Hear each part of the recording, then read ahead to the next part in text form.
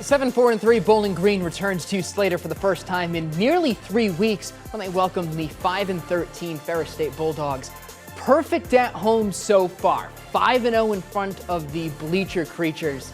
Always rocking there. Ferris State 2-6 on the road with just one CCHA road victory at St. Thomas. The Orange and Brown are fresh off a much-needed bye week following a loss and a tie in Marquette. They hope the home comforts will get the group back on track. Being home is certainly kind of can cure all your ills. We've been good here. We enjoy playing here. The atmosphere in Slater Family Arena has been great.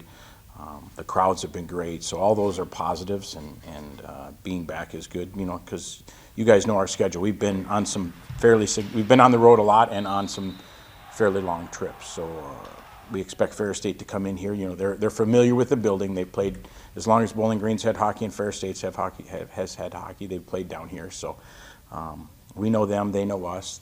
They seem to be much improved over last year. They play very hard. They've got some really good kids up front that are playing with confidence. Their goaltending seems to have solidified itself, and they seem to be feeling better about it. They've got some good wins this year, and obviously last year was a difficult year for them, and they seem to have turned the page from that and are playing much better.